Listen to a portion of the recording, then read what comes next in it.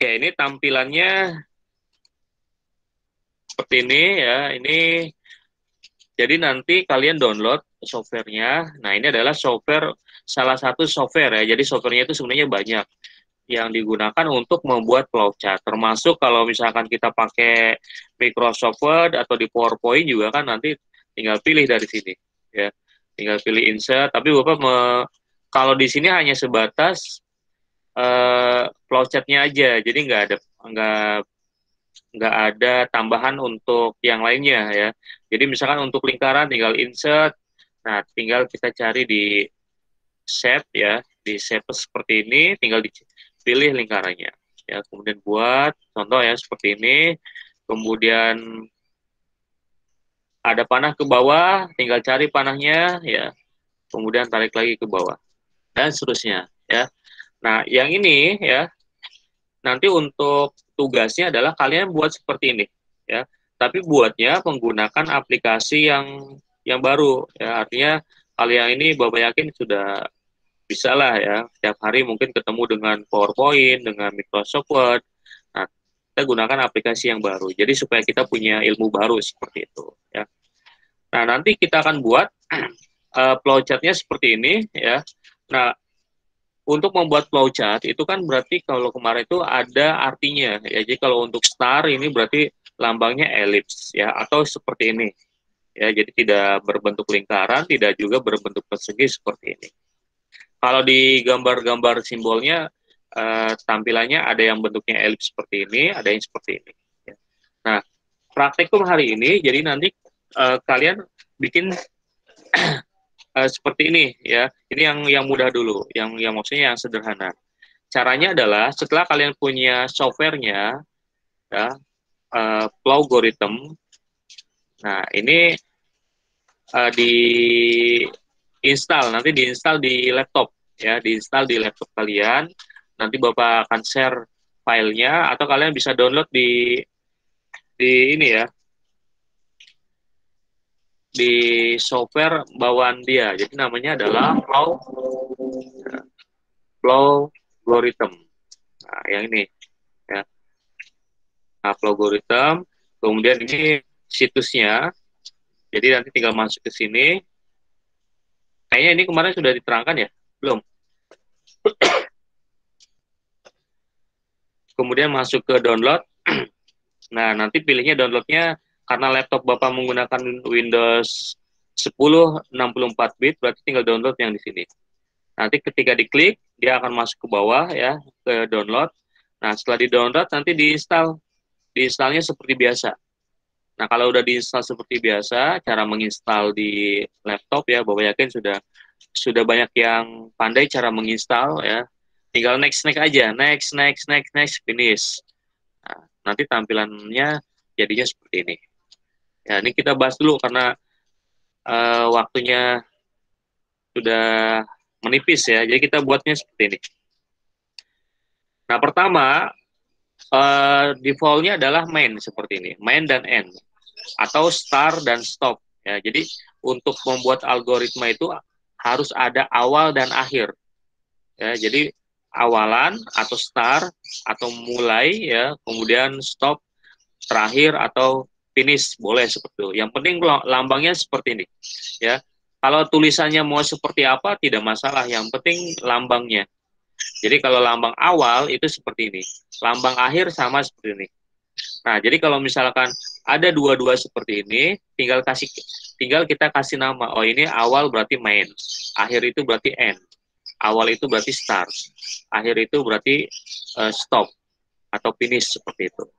Nah, kemudian masukkan yang ini, read ya. Ini adalah gambar input. Nah, jadi tinggal kita panahnya di sini, di panah ini warnanya akan berubah, tinggal klik.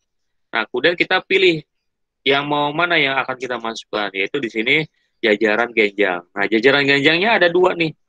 Nah, kita pilih yang mana? Nah, karena di sini awalan, berarti kita memasukkan data. Kalau memasukkan data, berarti nanti input. Klik. Nah, ini udah masuk input. Ya. Kemudian setelah input, datanya diproses. Ya, datanya diproses. Berarti kita tambah lagi sini. Input, datanya diproses, berarti prosesnya adalah yang kotak. Nah, seperti ini ya. Setelah proses jadi datanya di input, tidak diproses, kemudian dikeluarkan. Jadi nanti hasilnya apa? Kalau di keyboard itu kita ketik A, berarti keyboard ini berarti memasukkan huruf A. Kemudian di komputer, di CPU, diproses, kemudian ditampilkan di layar. Layarnya akan muncul huruf A. Berarti kita masukkan lagi output. Ya, gambarnya sama, jajaran genjang juga. Tapi kita pilihnya output. Nah, berarti sudah selesai. Ya. Jadi langkahnya cuma bikin seperti ini, tapi ini belum ada programnya, ya. Awalannya itu langkah-langkah algoritmanya mulai input, proses, output, kemudian selesai. Nah, nanti kalau udah tinggal disimpan, ya. Klik filenya, atau di sini ada simpan, ya.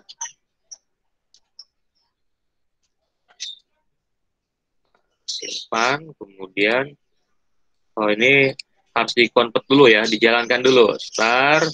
Nah, ini kalau di PowerPoint nggak ada efeknya ya, tapi kalau misalkan menggunakan program Plogoritem itu nanti ada eksekusinya. Eksekusinya itu seperti apa? Nah, ini muncul peringatan seperti ini kenapa? Karena kita tidak memberikan data sama sekali, jadi hanya kita membuat gambar.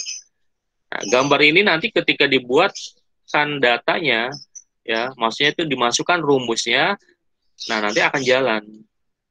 Nah, contohnya adalah kita akan lihat contoh yang sudah pernah Bapak buat ini. Nah, ini ada latihan. Nah, ini yang ini disimpan apa tidak? Ya, simpan aja dulu ya. Oke. Nah, ini flowchart-nya ya. Ini kita buat flowchart seperti ini.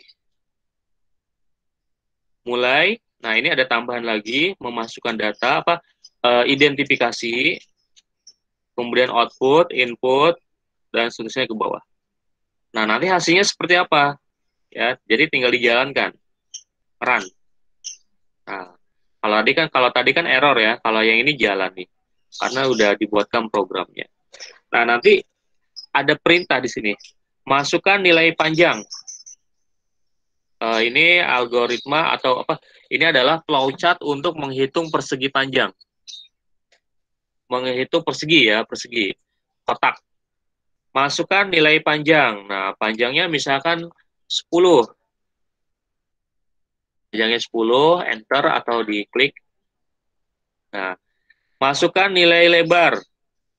Lebarnya 5. Enter. Nah, nanti ada keterangan. Luas persegi panjang adalah 50. Karena kan rumus daripada persegi panjang itu adalah 10 panjang kali lebar. Jadi 10 kali 5. Nah, ini tulisannya luas persegi panjang ya. Nah, nanti tinggal diedit di sini tadi. Salahnya itu ini. Luas persegi panjang.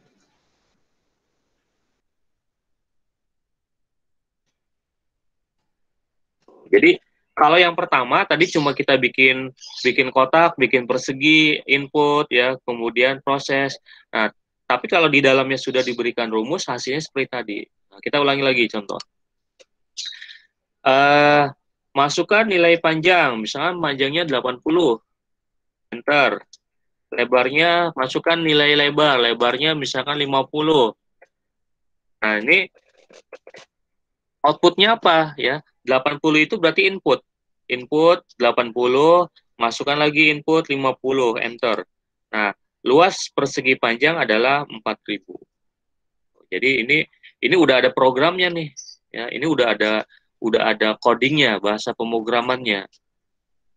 Nah, jadi untuk membuat sebuah pemrograman ya, itu langkah-langkahnya itu adalah seperti kemarin. Kemarin kita bikin dulu langkah-langkahnya. Untuk menghitung persegi panjang itu kan berarti kita siapin dulu panjangnya berapa, lebarnya berapa, nanti panjang kali lebar, hasilnya adalah luas. Seperti itu. Nah, itu bahasa Indonesianya. Kemudian dibuatkan dalam bentuk flowchart-nya, ya. Dibuatkan dalam bentuk flowchart-nya. Nah, flowchart-nya itu seperti apa? uh,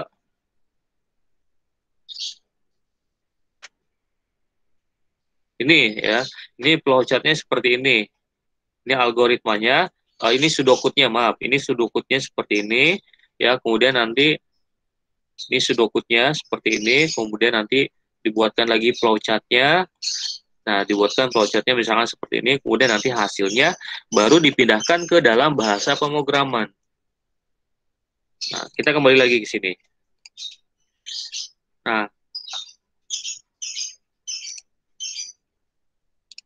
kemudian ketika kita jalankan lagi, ya, ini udah tadi caranya, ya. Nanti bahasa ini, ya, kita pindahkan ke dalam ke bahasa programnya. Nah, jadi nanti di sini ada masukkan source code view. Nah, ini, ya. Nah, yang tadi yang kita gunakan itu adalah pseudocode. Nah, ini. Jadi kalau pakai pseudocode itu perintahnya seperti ini, ya. Kalau PowerPoint, ya, kalau di PowerPoint tadi yang pseudocode. Nah, kalau pseudocode itu contohnya luas segitiga, ya. Ini ada nggak satu persegi panjang? Kayaknya segitiga aja, ya. Nah, luas segitiga, mulai, ya, baca alas dan tinggi. Nah, nanti di sini ada function main dideklarasikan, ya, kemudian input. Nah, input ini berarti read alas dan tinggi. Nah, input, ya. Kemudian prosesnya adalah luas setengah kali alas kali tinggi. Berarti ini asigen, luas sama dengan panjang kali lebar. Nah, ini berarti kodenya. Jadi kalau kita baca pseudocode-nya itu berarti, oh, ini maksudnya adalah masukkan panjang, input L, berarti masukkan L-nya itu mungkin luas, seperti itu. Nanti diproses LS itu luas, berarti panjang kali lebar. Setelah itu dikeluarkan outputnya adalah LS itu berarti luas. Jadi seperti tadi. Nah, kalau dipindahkan ke dalam bahasa pemrogramannya, misalkan kita ganti ke dalam bahasa Python seperti ini, klik. Nah, nanti ini adalah coding yang bisa digunakan untuk menghitung luas persegi panjang. Jadi ini kodenya, kode programnya. Jadi kalau tulisan ini atau kode ini dimasukkan ke dalam bahasa pemrograman Python, nah nanti hasilnya seperti tadi. Jadi langkah-langkah untuk membuat program itu kita harus di dasarnya itu harus dibuatkan dulu, pakai bahasa kita dulu, pakai bahasa pseudocode, ya. Nah, kalau pakai bahasa Python berarti ini sudah pasti seperti ini tulisannya. Nah, tapi kalau bahasa pseudocode itu artinya sudo itu berarti mirip. Kalau kode itu berarti kode yang mirip. Nah, jadi kalau misalkan, Pak, ini dengan ini kok nggak sama? Ya karena emang ini itu bahasa kita yang mendekati dipahami oleh bahasa komputer. Nah, kalau misalkan yang ini dimasukkan ke dalam bahasa Python, ini nggak bisa dibaca. Komputer nggak ngerti. Ini artinya apa nih, seperti ini. Tapi kalau pakai bahasa yang ini, komputer ngerti. Nah, sebelum masuk ke bahasa ini, kita buatkan dulu rancangannya. Rancangannya itu maksudnya ini yang dimengerti oleh kita aja, bahasa manusia. Masukkan alas dan tinggi, nanti luasnya itu berarti setengah kali alas kali tinggi, kemudian munculkan. Nah, ini contohnya. Ya. Nah, contoh yang kedua, ya, nanti kita praktikum lagi, ya. Nah, cara buat ini gimana, ya? Ini Bapak tampilkan dulu, setelah ditampilkan baru kita praktek sama-sama. Ya, contoh yang kedua misalkan apa nih? Nah, ini. Nah, ini ada pencabangan. Pencabangan itu kalau tadi kan gambarnya terus ke bawah. Kalau yang pencabangan contohnya adalah seperti ini. Nah, ini kan ada yang ke kanan, ada yang nanti dari ke kanan belok lagi ke bawah, ya. Jadi algoritma itu enggak dari atas ke bawah terus aja, enggak. Ya, jadi ada semacam jalurnya. Makanya tergantung kita mau bikin program seperti apa, ya. Nah, kalau yang ini, nah, ini ada perintah atau ada program, jadi kita ingin melihat nih, kalau kita memasukkan angka 50, ya, jadi ini program untuk melihat apakah dia itu lulus atau remedial. Apakah siswa itu lulus atau dia tidak lulus, ya. Siswa itu berhasil atau tidak berhasil. Atau mobil itu merah atau mobil itu biru. Nah, berarti ini algoritma apa flowchart-nya, ya, seperti ini. Kurang lebih seperti ini. Jadi nanti mungkin ada juga yang prosesnya berbeda, ya, tapi outputnya sama. Jadi kalau di programmer apa di programming pemrograman itu yang penting kita mau memasukkan apa, inputnya seperti apa, prosesnya itu tergantung programmernya. Jadi nggak antara programmer yang satu dengan yang lain itu pasti berbeda, nggak sama persis. Karena yang dibutuhkan itu adalah outputnya. Ya, jadi seperti kita misalkan pesan ojek.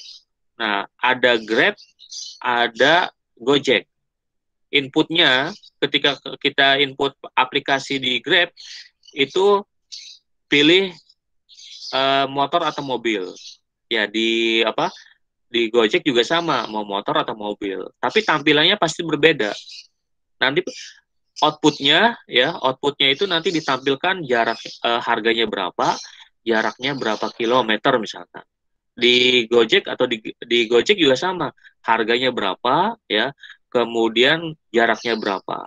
Kemudian nanti muncul lagi nomor nomor motornya, ya, nomor polisi motornya berapa, penumpangnya siapa. Itu kan berarti outputnya. Nah, cara pengerjaannya, nah itu pasti programnya berbeda, tapi outputnya bisa kita pahami sebagai uh, pengguna Gojek ojek online, ya, mau Grab maupun ojek ataupun yang lainnya. Oh, ternyata outputnya itu dari MAN 21 ke rumah kita harganya sekian, ya, nama pengemudinya sekian. Nah, itu, ya. Nah, ini juga sama. Jadi nanti untuk prosesnya ada yang seperti ini, ya, ke kanan dan ke kiri, ada yang prosesnya ke kanan dan ke bawah. Nggak masalah, ya. Yang penting bacanya itu bebas, ya. Karena sekali lagi yang tadi Bapak sampaikan, outputnya yang sesuai dengan yang dibutuhkan. Nah, contohnya adalah yang ini tadi. Kita cara kerjanya seperti apa sih, ya? Kita start, ya. Nah, kemudian di sini nggak ada keterangan masukkan angka, nggak ada keterangan apa dulu di sini. Kalau yang tadi kan masukkan nilai panjang. Kalau ini nggak, cuman di bawahnya ada keterangan masukkan I. Ya. Nah, misalkan kita masukkan 90, enter. Maka keterangannya adalah lulus. Nah, tahu-tahu langsung seperti ini, ya. Tahu-tahu itu ketika kita masukkan 90 kok langsung lulus, ya. Nah, ini sekali jalan. Karena prosesnya dari sini memasukkan input, ya. Input itu tadi kita masukkan 90, kemudian diproses oleh ini, ya. Gambarnya gambar jajaran belah ketupat. Di sini ada keterangannya, ya. Di sini I lebih besar dari 70. Nah, tadi kita memasukkan I-nya itu adalah 90. Nah, karena 90 itu lebih besar dari 70, maka tulisannya ke sini. Maka keterangannya adalah lulus. Nah, karena tadi I-nya kita masukkan 90. I-nya itu apa? Ya, I-nya itu kita dideklarasikan dulu, dikasih keterangan, nanti dimasukkan I, ya, dimasukkan angka. Berarti I itu nanti isinya adalah angka, ya. Nah, ini nanti kita coba yang ini, yang sederhana dulu. Kita lanjut, start lagi, ya. Misalkan masukkan misalkan MAN 21, enter. Nah, MAN 21 ada keterangannya ini tanda silang. Kenapa nggak bisa masuk? Karena tadi yang boleh dimasukkan itu hanyalah angka, Jadi kalau misalnya ada tulisan teks ya, MAN 21, ini nggak bisa keterangan. Nah, itu programnya ya, programnya berarti kita buatkan bahwa di I ini ya, di dalam I ini, di dalam I ini itu berarti kita hanya bisa memasukkan jenis tipenya adalah ini. Ya. Jenis tipenya adalah nanti dipilih. Jadi membuat programnya hanya bisa diisi oleh angka. Jadi nggak bisa diisi oleh huruf seperti itu. Kalau misalkan mau diisi oleh angka atau huruf ya, atau misalkan huruf saja, berarti nanti tipenya apa ya?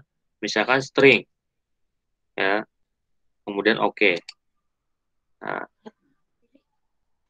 coba lagi ya. Kalaupun error dan sebagainya, emang yang namanya program itu seperti itu cara mengujinya. Diuji dulu berhasil atau enggak ya.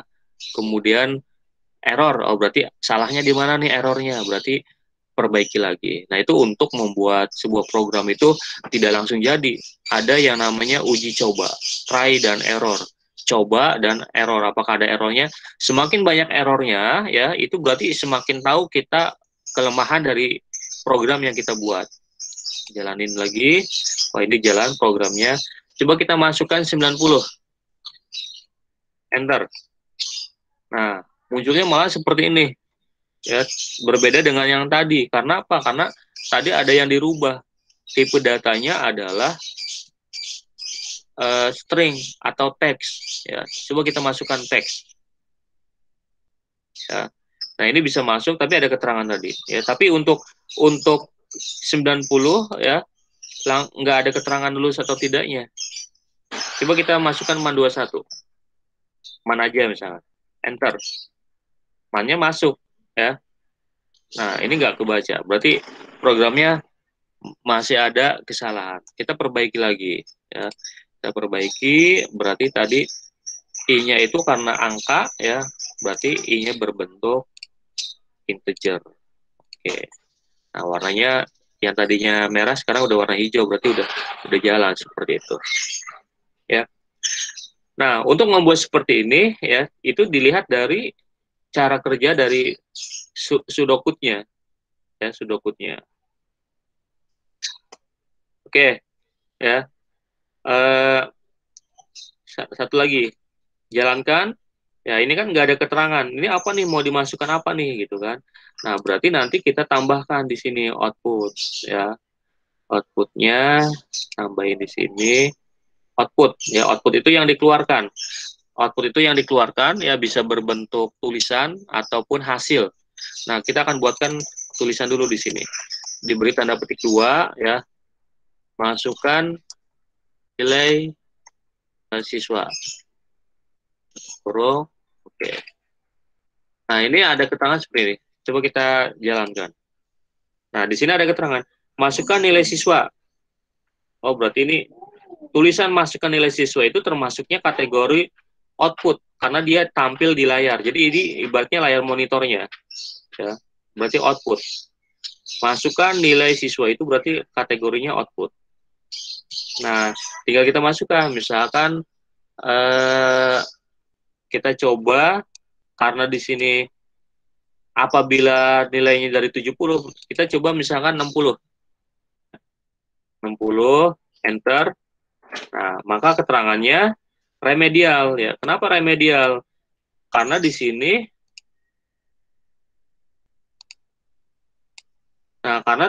tadi nilai yang kita masukkan itu adalah 60. 60 itu berarti masuknya ke sini. I-nya itu 60 lebih besar dari 70. Ternyata salah. Kalau salah itu berarti ke sini, false. Ya, atau yang salahnya berarti di sini. Maka keterangannya adalah remedial. Remedialnya, outputnya adalah remedial seperti itu. Ya. Outputnya remedial ya, seperti ini. Baik, sudah punya gambaran sampai sini? Bisa ya? Nanti sudah paham? Yang sederhana, yang ini dulu. Lanjut ya. Pak. Ya. Siapa yang tadi yang bertanya? Sekarang bikin pakai aplikasi, Pak. Yang sekarang. Ya, jadi kalau kemarin itu kan kita bikinnya pakai manual kan. Nah, sekarang kita buatkannya berbentuk aplikasi. Karena nanti arahnya adalah ke bahasa pemrograman. Jadi bikin dulu aplikasinya, ya. Dari aplikasinya kalau kemarin itu kita install atau bikin kalau bikin flowchart-nya aja itu boleh di mana aja. Mau bikin di PowerPoint boleh, di Microsoft Word boleh, atau di kemarin itu ada AIO draw.oi ya, IO ya. Kemudian mau bikinnya pakai di Microsoft Excel karena bentuknya harus berbentuk digital ya. Kalau misalkan ditulis Pak pakai pulpen, pakai buku, ya itu sebenarnya boleh juga seperti itu ya, boleh juga seperti itu. Nah, kita akan coba masukkan ke dalam aplikasi. Jadi nanti langsung kelihatan programnya ya, atau mendekati dengan bahasa pemrogramannya. Jadi intinya itu nanti kita akan buat ya seperti ini. Nah, ini bahasa yang tadi ya, yang ini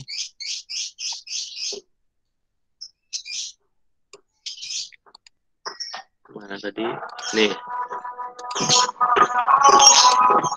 Nah, ini bahasa flowchart-nya, kalau kita bikinnya di Microsoft Word atau di Microsoft PowerPoint, ini kita hanya buat lingkaran, elips, kotak, jajaran ganjang, ya, belah ketupat seperti itu.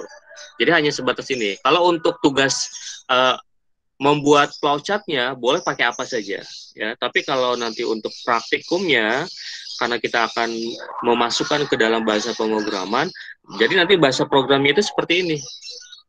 Nah, jadi kalau yang sudah berhasil, ya, tulisannya seperti ini. Print, masukkan nilai siswa. Berarti print itu berarti nanti akan tampil di layar, masukkan nilai siswa. Input, ya, I. Nah, I ini sebenarnya boleh pakai I, boleh pakai A, ya, boleh pakai C, atau boleh masukkan nilai. Nilai sama dengan input. Ya. Nah, jika I, nah kalau karena di sininya I berarti ininya I. Tapi kalau di sini kita nulisnya nilai, berarti jika nilai. Jika nilai lebih dari 70. Ya. Maka ya, print. Printnya itu adalah lulus. Nah, else, L itu berarti apabila tidak 70, apabila enggak 70, berarti else. Ya. Else-nya adalah kalau bukan 70 ya, atau datanya kurang dari 70. Kalau ini kan yang diminta itu kan lebih dari 70. Kalau lebih dari 70 berarti dia nilainya atau keterangannya lulus. Kalau kurang dari 70 berarti else, maka keterangannya remedial. Nah, ini flowchart yang ini nanti kalau di dalam bahasa pemrogramannya itu adalah kita buat seperti ini. Nah, bahkan yang ini nanti ketika kita buat bahasa pemrograman, kalau ada flowchart-nya itu akan lebih mudah dibantu. Jadi kita tulis ini print dalam kurung. Nah, ini titik 2 ini berpengaruh. Kalau misalnya ini titik 2 di sininya nggak ada titik 2, nah itu nanti programnya error. Seperti itu. Ya. Nah, jadi untuk pertemuan sekarang ya, nanti kalian download softwarenya dan tugasnya adalah kalian buat yang ini. Jadi tugasnya ada 2. Yang pertama adalah kalian buat flowchart, boleh pakai, karena sudah Bapak terangkan algoritma ya, yang ini. Karena ini udah Bapak terangkan, kecuali kelas yang lain belum diterangkan nih yang ini. Jadi karena belum diterangkan, Bapak nyuruhnya buatnya pakai PowerPoint atau pakai Microsoft Word, bikin seperti ini. Nah, karena kalian sudah Bapak terangkan tentang materi algoritma, jadi nanti kalian buat seperti ini. Ya, jadi buat flowchart-nya ya, flowchart yang ini dari mana? Dari sini. Nih, yang ini tadi udah Bapak terangkan, berarti yang ini nggak usah dibuatkan lagi. Kalian buatnya adalah yang ini.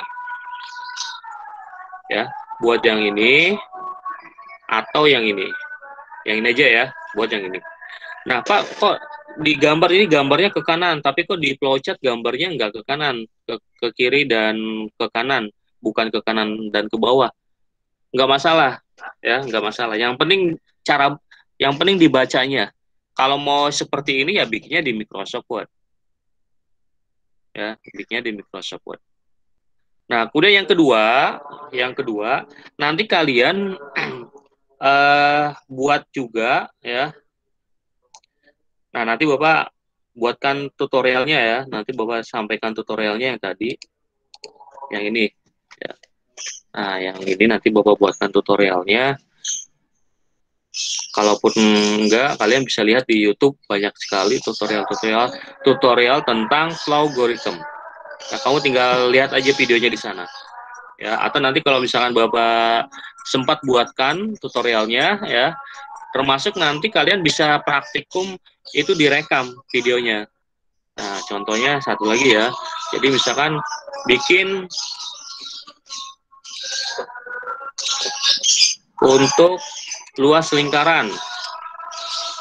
Nah, seperti ini ya. Nah, cara buatnya gimana? Nah, misalnya yang ini ya, ini hapus dulu, delete. Hapus adalah delete atau yang ini ya. Hapus berarti tinggal delete. Nah, tinggal tambah di sini nambahnya. Kemudian dekorelasikan ya. V-nya tinggal diklik 2 kali ya.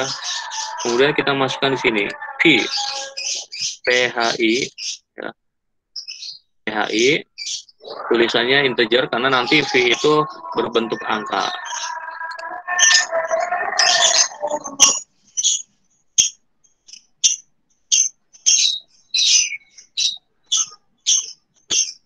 Sudah, kita coba dulu tadi algoritmanya. Nah, ini kalau udah diinstal tampilannya seperti ini ya. Nah, tadi yang di WA group ya, itu sudah Bapak kirimkan tugasnya ya, cuma di kelas kalian belum tampil. Nah, jadi ini tadi yang V-nya itu bukan deklarasi ya, tapi proses. Jalankan. Nah, kali ini ada keterangannya. Masukkan jari-jari lingkaran. Ya, jadi ini ada jari-jari lingkarannya, misalkan 26.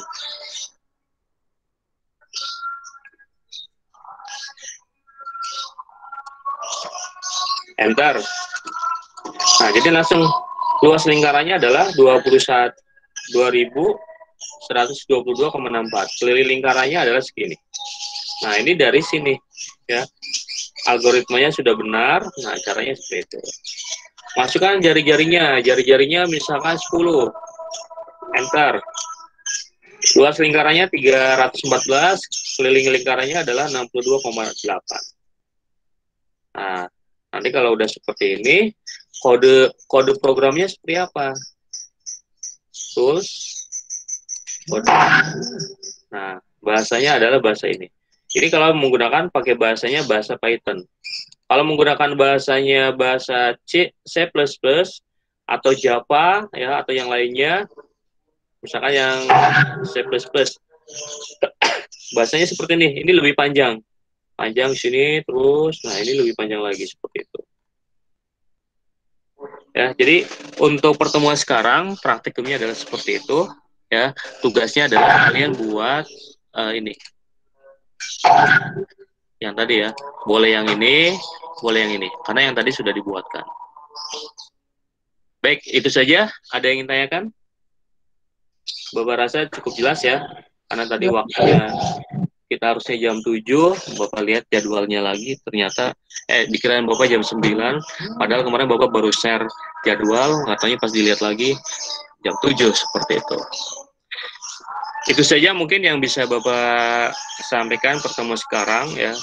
Kurang lebihnya mohon maaf ya, kalau misalkan ada yang kurang jelas kalian bisa tanyakan di chat ya, di WhatsApp atau boleh di Classroom ya. Di grup boleh, Japri juga silakan ya. Nah, kemudian jangan lupa nanti untuk